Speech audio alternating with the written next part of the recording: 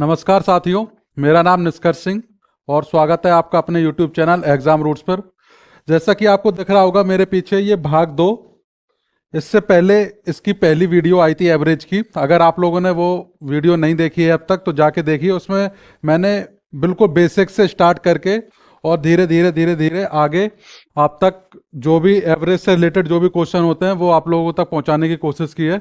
ये उसी का अगला पार्ट है। आइए देखते हैं कुछ क्वेश्चंस जो हमारे एग्जाम में अक्सर पूछे जाते हैं। यहाँ पे आपको क्वेश्चन दिख रहा होगा, 40 छात्रों के औसत अंक 68 पाए गए। यदि दो छात्रों के अंक क्रमशः 84 और 46 के बजाय गलत तरीके से 48 और 64 दर्ज किए गए थे तो सही औसत क्या होगा। ठीक है, आइए इसे हम सॉल्व करके देखते हैं। उसमें वो बोल रहा है 40 छात्र यानी कि 40 जो स्टूडेंट्स हैं उनका एवरेज कितना हुआ 68, तो टोटल कितना हुआ 40 गुणा 68। ठीक है, यदि दो छात्रों के अंक क्रमशः 84 और 46 के बजाय गलत तरीके से 48 और 64 दर्ज किए गए तो वो क्या बोल रहा है 84 और 46 यानी कि इसे हम ऐड करेंगे तो 130 हो रहा। इसकी जगह पे 48 और 64 दर्ज किए गए यानी कि 48 और 64 यानी कि उसने 84 को 48 लिख दिया और 46 को 64। तो ये जो आपके सामने निकल के आएगा 8 4 12, 6 4 10 और 1 11।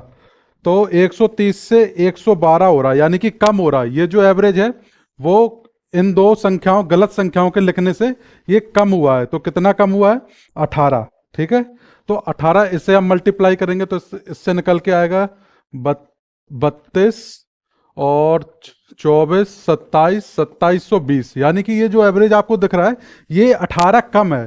तो हम इसमें 18 ऐड करेंगे तो ये निकल के आएगा 2738। ठीक है, अब उसमें क्या बोल रहा है वो, तो सही औसत क्या है यानी कि ये जो आपको दिख रहा है ये इसका सही कुल मतलब जो है ये उसका कुल है। अब उसमें एवरेज पूछा तो संख्याएं कितनी है हमारे पास आपको दिख रही होंगी 40 40 छात्र हैं। ठीक है, 40 से इसमें हम डिवाइड करेंगे तो ये हमारे सामने निकल के आएगा 10 4 और ये हो गया 273.8। 4 से डिवाइड करेंगे हम इसे तो 4 छंग 24, 3 बचे, 4 अट्ठे 32, 1 बचे और 4 दशमलव लगा, 4 चौको 16, 4 पंचे 20 यानी कि इसका जो सी आंसर है वो हमारे सामने निकल के आया है 68.45। ठीक है, समझ में आया ये क्वेश्चन आपको।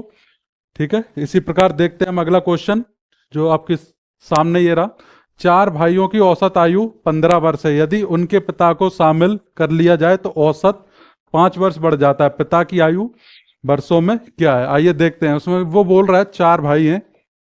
ठीक है, इनकी औसत आयु उसको 15 दे रखी यानी कि कुल जो आयु हुई है वो कितनी हो गई 60। ठीक है, समझ में आया यहां तक।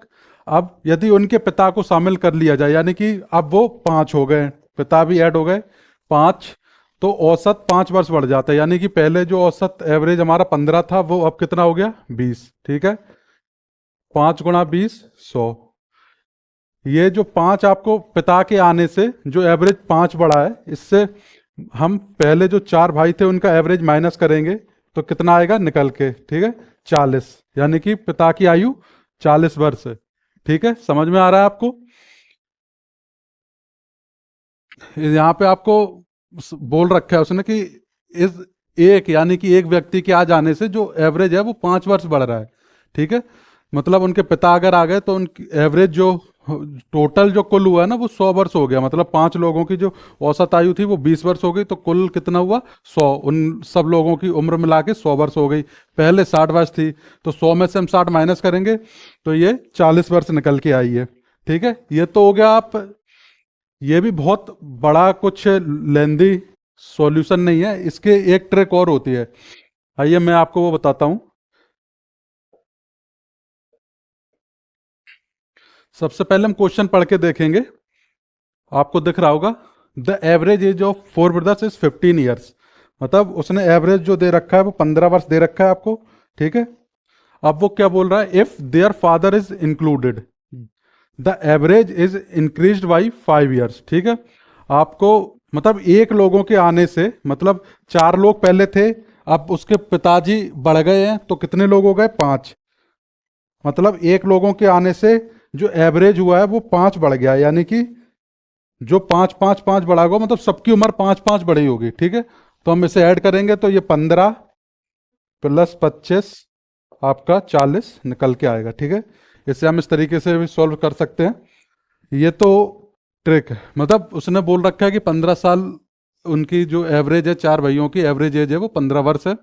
और एक फादर के आ जाने से जो एवरेज में जो इंक्रीमेंट हुआ है वो 5 साल हुआ है। तो मतलब ये जो 5 वर्ष है ना, ये पांचों लोगों में बराबर बराबर बढ़ेगा। तभी एवरेज का मतलब क्या होता है, संख्याओं का योग बटे कुल संख्या, यानी कि जितना भी एक का एवरेज होगा, दो संख्याओं का होगा, वही तीन का होगा, वही चार का होगा। तो 5 × 5 यानी 25, 15 में हम 25 ऐड करेंगे 40। ठीक है साथियों, ये यहां तक आपको समझ में आया। आइए देखते हैं हम अगला क्वेश्चन। चार भाइयों की औसत आयु 14 वर्ष है। यदि उनके पिता को भी शामिल कर लिया जाए तो औसत 4 वर्ष बढ़ जाता है। पिता की आयु वर्षों में बताइए। मतलब ये आपको दिख रहा होगा, इसी प्रकार का क्वेश्चन है। ये एसएससी CHSL 5 जुलाई 2019 में आया हुआ क्वेश्चन है। मतलब जो भी क्वेश्चन मैं आपको बता रहा हूँ ये या तो कहीं ना कहीं किसी एग्जाम में पूछे गए हैं, या जो मुझे लगा ये आपके लिए महत्वपूर्ण हो सकते हैं, वो मैं आपके सामने लेके आया हूँ। ये क्वेश्चन आपको दिख रहा होगा। आइए इसे हम तुरंत सॉल्व करते हैं, जो हमने ट्रिक आपको बताई थी उसकी सहायता से। चार औसत कितना दे रखा है चार भाइयों की, 14, ठीक है। इसमें हम क्या ऐड करेंगे, उसमें वो बोल रहा है ना कि फादर के आ जाने से 4 साल इंक्रीज, अगर इंक्रीज बोल रहा है तो हम यहाँ पे ऐड करेंगे, ठीक है। कितना इंक्रीज हुआ है, चार, मतलब फादर आ गए, पहले 4 लोग थे, अब कितने हुए हैं, 5, ठीक है। 5 लोग हो गए और कितना इंक्रीज हुआ है, 4 साल। तो सभी की एज में 4 4 साल हम इंक्रीज करेंगे और इसे ऐड कर देंगे तो ये कितने 34 ईयर्स निकल के हमारा आंसर आ जाएगा, ठीक है। समझ में आया यहां तक आप लोगों को? अगर किसी भी क्वेश्चन में आपको कोई भी डाउट है या कुछ भी आपको समझ में नहीं आ रहा है तो आप कमेंट बॉक्स में पूछ सकते हैं। आइए देखते हैं अगला क्वेश्चन। इसमें उसने बोल रखा है एक परिवार के 6 सदस्यों की औसत आयु 25 वर्ष है। यदि सबसे छोटे सदस्य की आयु 4 वर्ष से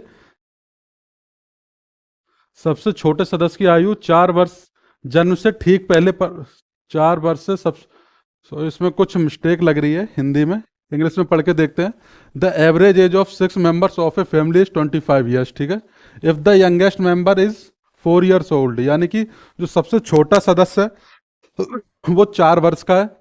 then what was the average age of family just before the birth of youngest number, यानी कि जो सबसे छोटा सदस्य है परिवार का, सबसे छोटा बच्चा है, उसके जन्म से पहले की आयु इसने पूछा है हमसे। तो आइए देखते हैं हम क्या उसमें क्या बोल रहा है। कितने लोग हैं, 6, ठीक है। उनकी एवरेज हम लोगों को दे रखा है, यानी कि 6 × 25, ये तो हो गया टोटल, ठीक है। अब उसमें वो बोल रहा है if the youngest member is 4 years old, यानी कि जो सबसे छोटा सदस्य है वो 4 वर्ष का है 4 वर्ष का है। तो हमें निकालना क्या है, उसके जन्म से पहले, यानी जन्म से पहले कितने लोग रहे होंगे, 5, 5 लोग, 5 लोग ही तो होंगे उसके जन्म से पहले, ठीक है। तो सॉरी 5 नहीं, यहाँ पे 6, मतलब हमें उससे माइनस करना है। तो 6 और उसके जो एज है वो, उसकी एज अभी जो एज हमें उसकी बताई गई है 4 वर्ष, सबसे छोटी जो आयु है सदस्य की वो 4 वर्ष है। यानी कि टोटल में से जब हम उसकी आयु 6, अगर वो 4 वर्ष के सबसे छोटा आयु है और उसकी इस एवरेज में आयु उसकी भी ऐड है तो हम उसे माइनस करेंगे, तभी तो हमारे पास 5 लोगों की निकल के आएगी। तो ये हो गया 150 माइनस 24, तो ये हो गया 126। अब वो क्या पूछ रहा है, the what was the average, यानी कि ये जो 126 आपको दिख रहा है ये कितने लोगों की निकल के आई है, वो तो माइनस हो गया जो सबसे छोटा सदस्य था, 4 वर्ष का सबसे छोटा बच्चा था। तो अब यहाँ पे लोग कितने बचे हैं, 5, 5 से हम इसमें डिवाइड करेंगे तो ये आंसर आएगा 5, 2 और 5 में 10, 2 बचे, 25.2, यानी कि 25.2 ईयर्स। तो वो बच्चे के जन्म से पहले जो परिवार की औसत आयु थी वो 25.2 साल निकल के आई है, ठीक है। यहां तक समझ में आया आपको? यहाँ पे आपको उसने साफ साफ दे रखा है कि 6 मेंबर थे, ठीक है, 6, और उनकी एवरेज एज थी 25 साल। इन 6 लोगों में जो 25 साल जो एवरेज निकल के आई, ये छोटे बच्चे के होने से 25 वर्ष थी, यानी कि हमसे वो पूछ रहा है what was the average age of family just before the birth of youngest member, यानी कि 5 लोगों की पूछी है, उसके जन्म से पहले अगर उस एज पूछी गई है हमसे, जन्म से पहले जो एवरेज एज पूछी है, तो हमें इसकी माइनस करनी पड़ेगी, यानी 6 लोगों में बराबर बराबर 4 बढ़ा होगा तभी तो एवरेज निकलता है। जो भी एवरेज में जो भी कुछ इंक्रीज होता है या डिक्रीज होता है वो सब में बराबर होता है, या इतना तो आपको पता होगा। तो हमने 6 × 4, 4 वर्ष उसकी एज है, वो 6 लोगों में बड़ी होगी तभी एवरेज निकल के ये आएगा, तो उसकी हमने माइनस की तो ये आया 126। अब लोग कितने बचे हैं? 5, क्योंकि उसके जन्म से पहले 5 लोग रहे होंगे तभी जब उसके आने से 6 लोग हुए हैं, ठीक है, जन्म के बाद। तो जो हमारी एज निकल के आई है वो 25.2 वर्ष, ठीक है। ठीक है, कोई डाउट, कोई प्रॉब्लम, जो भी दिक्कत आपको क्वेश्चंस में लग रही है आप कमेंट बॉक्स में करके अपना आंसर पूछ सकते हैं। आइए देखते हैं अगला क्वेश्चन। ये शायद है एसएससी सीजीएल में पूछा हुआ क्वेश्चन है, जहां तक मुझे याद है एसएससी सीजीएल में आया था ये एक क्वेश्चन। आइए पढ़ते हैं इसे। तो the average of a number and its reciprocal is 4, the average of its cube and its reciprocal is equal to, यानी कि एक संख्या और उसके व्युत्क्रम का औसत 4 वर्ष है, इसका घन और व्युत्क्रम का औसत किसके बराबर होगा? तो मान लिया हमने लेट द नंबर ए, हमने एक संख्या मान ली ए है, ठीक है। अब वो क्या बोल रहा है? एक संख्या और उसके व्युत्क्रम, यानी कि इसके रेसिप्रोकल क्या हुआ? 1/a, ठीक है। इसका जो एवरेज वो बोल रहा है, एवरेज का मतलब क्या हो? संख्या 2 हो गई तो बटे 2 करेंगे हम, और इसका जो एवरेज उसने बोल रखा है 4, ठीक है। तो यहाँ से a + 1/a की वैल्यू जो होगी वो 8 निकल के आएगी, ठीक है। यहाँ तक समझ में आया आपको? अब क्या बोल रहा है? इसका घन और इसके व्युत्क्रम, मतलब इसका घन क्या हुआ? a³ + 1/a³, इसकी वैल्यू आपसे पूछी है, ठीक है। ये आप कैसे निकालेंगे? ये आपको अलजेब्रा में साधारण से ये फॉर्मूला होता है कि a + 1/a, अगर आपको x दे रखा है तो a³ + 1/a³ अगर आपको निकालना है तो आप क्या निकालेंगे? x³ - 3 × x, ये फॉर्मूला होता है, ठीक है।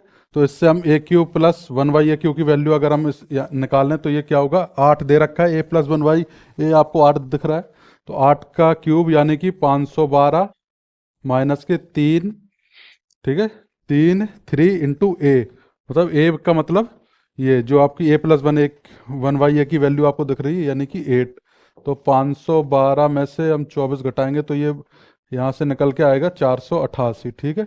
ये आया a³ + 1/a³ का। अब इसका एवरेज पूछ रहा है, तो एवरेज का मतलब बाय 2, तो यानी कि 244 इसका आंसर हमको देखने को मिल जाएगा। तो किसी भी क्वेश्चंस में कुछ भी परेशानी है तो आप कमेंट बॉक्स में अपना आंसर पूछ सकते हैं, ठीक है। आइए देखते हैं अगला क्वेश्चन। हम यहाँ पे वो बोल रहा है कि the average age of a group of friends is 27 years, if 4 new friends whose average is 25 years join them and then the average age of the entire group becomes 26 years, how many people were there in the group initially, यानी कि उसने पूछा है शुरुआत में जो समूह था उसमें कितने थे, मतलब कितने मेंबर्स थे। चलो हम देखते हैं क्वेश्चन हमसे बोल क्या रहा है। उसने बोला कि the average age of a group, हमें पता नहीं कितने लोग थे, हमने मान लिया x लोग थे सब शुरुआत में, उनका जो एवरेज है वो 27 वर्ष है, ठीक है।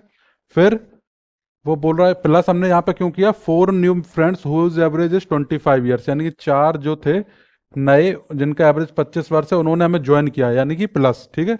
तो जो नया एवरेज निकल के आया, तो अब एवरेज तो हमें पता नहीं टोटल कितने हैं, 4 + x × 26, ठीक है।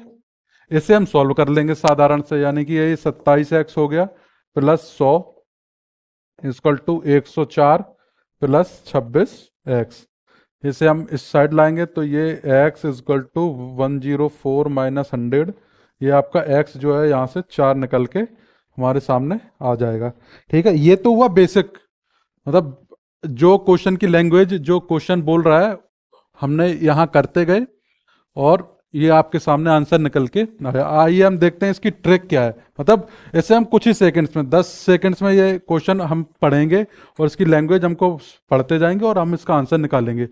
सपोज करो इस टाइप के जो भी क्वेश्चंस आते हैं एग्जाम में, इनका सॉल्व करने का सबसे अच्छा तरीका होता है आपको ऑप्शंस।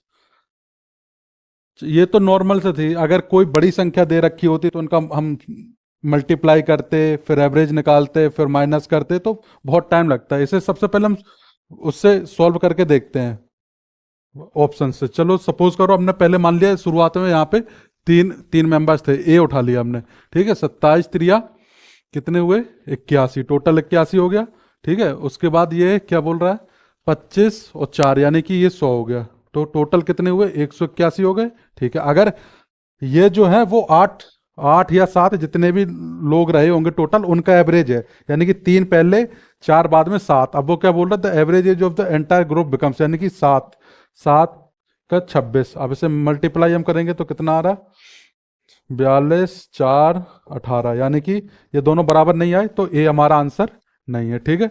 अब ऐसे ही हम एक एक करके अगला अगला देखेंगे, ठीक है। अब हम लेते हैं 4। यहाँ पे सपोज करो हमने मान लिया कि 4 शुरुआत में 4 थे, तो 27 गुणा 4 कितने हो गए, 4 सत्ते 28, 4 दूनी 8, 2 10, 108 पहले थे, टोटल हो गया 108 उनका। फिर 4 नए और आ गए, तो 4 नए आ गए तो 25 हो गया, यानी कि 4 गुणा 25 कितना हो गया, 100, ठीक है। ये 8 लोगों को कितना निकल के आया यहाँ से, 208। अब अगर ये टोटल जो एवरेज एज दे रखी है, इसमें हम 8 से जब मल्टीप्लाई करेंगे, यानी कि 26 को हम 8 से गुणा करेंगे, अगर 208 आ रहा तो हमारा ये आंसर सही है, अगर नहीं आ रहा तो ये गलत है, हम अगला चेक करेंगे। अब इसे हम मल्टीप्लाई करके देखते हैं, 8 8 और 4 20, यानी कि 208। मतलब वो शुरुआत में हमारे पास जो भी थे मेंबर वो 4 थे, ठीक है। इसे हम इस तरीके से सॉल्व करेंगे। हो सकता है अगर ये 4 आपको पहले नंबर पे ही देता, यहाँ से आपके 208 हो गए, तो हम आगे आगे को ऑप्शन चेक नहीं करेंगे, ठीक है।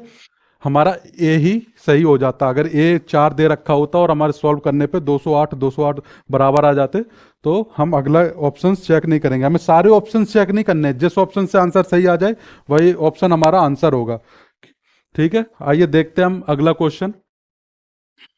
इसमें क्या बोल रखा है, 5 क्रमागत संख्याओं का औसत 100 है, तो सबसे बड़ी तथा सबसे छोटी संख्याओं के वर्गों का अंतर क्या होगा।